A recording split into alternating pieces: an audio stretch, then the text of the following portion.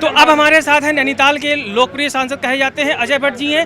लंबा अनुभव उनको, उत्तराखंड की राजनीति में विपक्षी नेता रहे, कैबिनेट मंत्री रहे, प्रदेश अध्यक्ष रहे। सर, आपके पुराने साथी हरीश रावत जी हैं, वो कह रहे हैं आशीर्वाद दे दिया है, लेकिन अब जो सरकार मौजूदा है उसकी चीरफाड़ करेंगे, बताएंगे कि किस तरह से भाजपा ने जनादेश का मजाक उड़ाया है। ये डॉक्टर कब से बन गए रावत जी, मेरे समझ में नहीं आता। मेरे बड़े भाई ने क्या डॉक्टरी भी सीख ली, चीर-फाड़ की, और हमको सिलना भी आता है, हमने सिला भी है।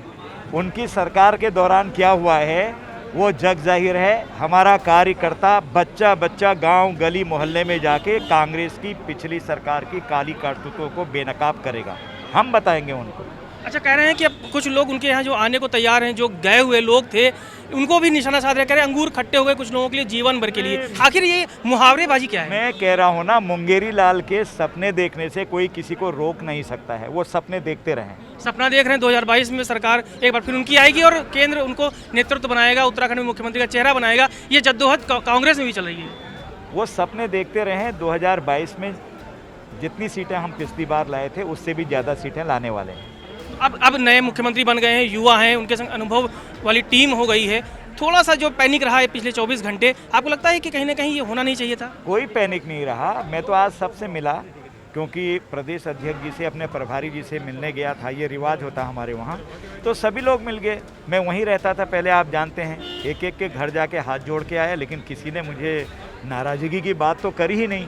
ये अफवाह कैसे फैली मैं नहीं जानता हूँ। ये है अजय भट्ट जी, नैनीताल से सांसद, जिन्होंने कहा है कि अफवाह किसने फैलाई, उन्हें खुद हैरानी इस बात को लेकर है। और अब जो बचा खुचा समय है वो युवा नेतृत्व वाले मुख्यमंत्री पूरा करेंगे। हरीश रावत को भी जवाब 2022 में देंगे। उनका ये कहना है कि हरीश रावत को सोचना चाहिए कि उन्होंने अपने कार्यकाल में क्या किया। 2022 के चुनाव में दिलचस्प होगा मुकाबला, देखना होगा कि ये सरकार किस तरह से आगे बढ़ेगी। तो आपने देखा इस तरह से यहाँ पर शपथ ग्रहण खत्म हो गया, लेकिन जो बीते 24 घंटे रहे वो कम से कम उत्तराखंड की राजनीति में बड़ा ड्रामेटिक रहा है। मान मनोबल की बात कही गई, लेकिन विपक्ष ने जो साजिशें की हों, ये जिस तरह से कह रही है भाजपा के नेता कह रहे हैं, खुद कैबिनेट मंत्री जो बन गए हैं वो कह रहे हैं कि कांग्रेस ने षड्यंत्र किया और ये खबरें उड़ाई कि नाराज़ हैं लोग। सर, दिल्ली से क्या वाकई कुछ विधायकों के जो सीनियर विधायक हैं फ़ोन आए होंगे, ऐसा लगता है, या सिर्फ हरीश रावत या उनकी टीम ने एक ह्यूमर ऐसा उड़ा दिया? देखो, इस बारे में मैं क्या बताऊं आपको, और क्योंकि सोशल मीडिया में क्या चलता है क्या नहीं चलता उसका क्या स्पष्टीकरण देना है। भारतीय जनता पार्टी के उच्च नेतृत्व ने, हम सब के लिए बड़ी खुशी है कि उत्तराखंड राज्य, जिसको राज्य को बनाने के लिए अटल बिहारी वाजपेयी जी का प्यार मिला, आशीर्वाद मिला, विशेष राज्य का दर्जा मिला, आज ऑल वेदर रोड जो दुनिया की सबसे बेहतर रोड है वो मोदी जी के कारण मिल रही है। ट्रेन भी हमारी पहाड़ों को चल रही है। इसलिए जिस प्रकार से बदलता स्वरूप है और जिस प्रकार से हमको अपने कार्यकर्ताओं को हर तरह से उनकी ताकत का, शक्ति का इस्तेमाल 2022 के चुनाव में करना है, और उसी के क्षण में आज हमारे पुष्कर सिंह धामी जी हमारे युवा साथी हैं, जिनको उत्तर प्रदेश से लेकर उत्तराखंड तक संगठन के काम करने का, विधायी कार्य करने का बहुत अच्छा अनुभव है। उनके मार्गदर्शन पे पूरी पार्टी काम करेगी, सब विधायक मिलकर, मंत्री मिलकर के सब काम करेंगे, और मोदी जी की जो जन जन पहुंचने वाली योजनाएं उनको गांव-गांव तक, घर-घर तक, व्यक्ति-व्यक्ति तक पहुंचाने का काम करेंगे, और 2022 के चुनाव को पिछले से भी ज़्यादा विधानसभाओं से जीतेंगे, पिछले से भी ज़्यादा बहुमत से जीतेंगे। अच्छा, टमटा जी, कहा जाता है आप ग्राउंड रूट पे कार्यकर्ताओं से जुड़े हैं, चाहे वो अल्मोड़ा हो चाहे जहाँ पे भी हो। दिल्ली की राजनीति आप करते हैं, आपको लगता है जिस तरह से 5 साल के अंदर 3 मुख्यमंत्री देकर एक प्रचंड बहुमत की जो सरकार थी, उसमें कहीं ना कहीं जनादेश को लेकर थोड़ा सा डामाडोल हुआ है। 2022 में जब आप जाएंगे तो किस तरह से बहुमत मांगेंगे? मैंने कहा कि भारतीय जनता पार्टी हर कार्यकर्ता को उस कार्यकर्ता के अनुसार जब जब उसकी ज़रूरत होती है, कभी सरकार में, पिछले बार मैं भी मंत्री था, कभी सरकार में ज़रूरत होती है, कभी संगठन के काम में ज़रूरत होती है, कभी कार्यकर्ता के रूप में काम करने की ज़रूरत होती है, पूरे देश भर के अंदर काम करना पड़ता है, तभी तो देश को हम ठीक करेंगे। इसलिए आप सबके लिए ये नई चीज़ लगती है, हमारे लिए सब ये है कि भाई भारतीय जनता पार्टी के हर कार्यकर्ता का उपयोग जिस दृष्टि में, चाहे संगठन की, पुष्कर धामी जी ने प्रदेश अध्यक्ष रहे उत्तर प्रदेश के, उत्तराखंड के रहे, तो जब उनकी उपयोगिता जहाँ जहाँ होती है उस उपयोगिता का लाभ लेते हैं, और सरकार का जो हमारी मैनिफेस्टो है, जो हमारी विचारधारा है, उस विचारधारा पे जहाँ पर भी हमको उपयोग लगेगा उस काम को करने के लिए करेंगे।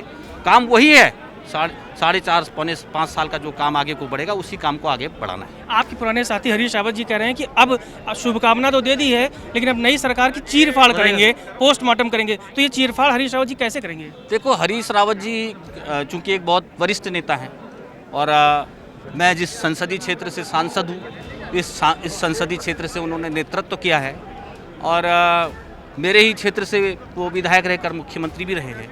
अब उनको तो उस बारे में विचार करना चाहिए कि मेरे क्षेत्र के अंदर जो उन्होंने काम करने थे, क्या उनको लंबे समय का अनुभव रहा है, उसका वो अपना वो करें। मैं तो चीरफाड़ शब्द गलत शब्द है बोलूँगा, उसका आकलन करें। वही आकलन का मतलब वही होता है कि एक दूसरे के पर्दे खोलना।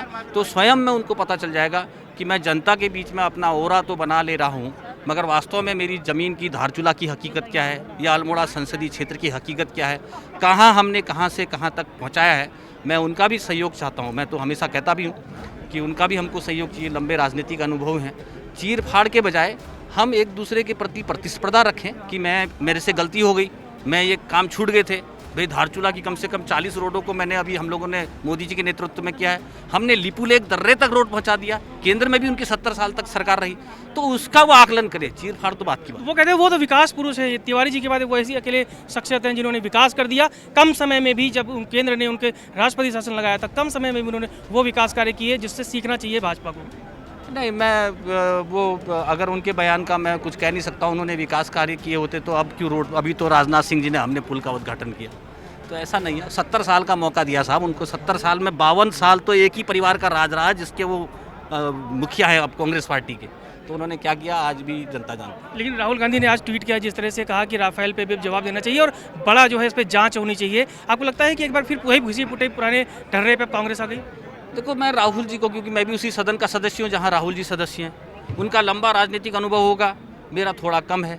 मगर मैं ये कह सकता हूँ कि राहुल जी को जिन बातों को सदन में रख करके उनको जवाब भी दिया गया है, आपको मालूम है अलग अलग तरीके से भी उनको जवाब मिला है। फिर उनके समझ में कि क्यों नहीं इतने जल्दी आ पाता, ये कि समस्या है, कष्ट का विषय है, और इससे सदन की मर्यादा भी बाहर आउट हो जाती है। 2022 को क्या लेके क्या देख रहे हैं? बहुत अच्छा है। हम पिछले से भी ज़्यादा बहुमत से जीतेंगे, अधिक विधानसभाओं में जीतेंगे, पिछले से ज़्यादा विधायक हम ज़्यादा जिता के लाएंगे, ज़्यादा बहुमत से जीतेंगे। आखिरी सवाल, केजरीवाल जी बड़ा दम लगा रहे हैं पहाड़ पे झाड़ू चलाने के लिए। दिल्ली में आप रहते हैं, क्या वहाँ का इनपुट है? यहाँ पे क्या लग रहा है कि आउटपुट दे पाएंगे? देखिए, मैं चूँकि मुझे मेरी लोकसभा क्षेत्र की जनता ने केंद्र में भेजा है, और चूँकि दिल्ली से हमारा आना जाना सदन है, विभिन्न प्रकार के काम हैं, तो ऐसे मंत्रालय है, तो इसे जाना होता है। तो मगर मुझे बड़ा दुख होता है कि हमारी दिल्ली जो देश की राजधानी है, जहाँ पर लगातार वर्षों से आज़ादी के बाद प्रधानमंत्री बैठते हैं, सरकार बैठती है, और अगर आप दिल्ली का हाल देखोगे, हमेशा जनता को, गरीब भोली भाली सीधी जनता को उन्होंने कुछ दिनों में ही, कुछ समय में ही, चुनाव के समय में ही झूठे वादे करके जो सत्तासीन होते हैं, उसके बाद वो बेचारी वही जनता रोती है। आपने देखा है। तो केजरीवाल जी से के बारे में मैं ज़्यादा, उत्तराखंड में कोई फ्यूचर? कोई फ्यूचर नहीं है, किसी भी प्रकार का कोई फ्यूचर नहीं है।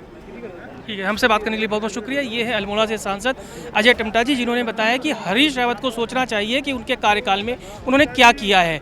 वो जिस तरह से कह रहे हैं कि वो भाजपा सरकार के कार्यकाल को गिनाएंगे और मुख्यमंत्रियों के बदलने की जो घटनाएं हैं उन पर वो बातें करेंगे, उस पर भी उन्होंने कहा। और साथ ही साथ कहा कि दिल्ली में केजरीवाल ने झूठे वादे किए थे, उत्तराखंड में उनकी दाल गलने वाली नहीं है।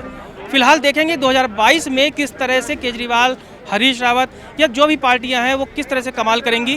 2022 का हमें इंतजार करना होगा। फिलहाल राजभवन से कैमरामैन इमरान के साथ Ashish Tiwari, TV news virus, Dehradun. सत्य के साथ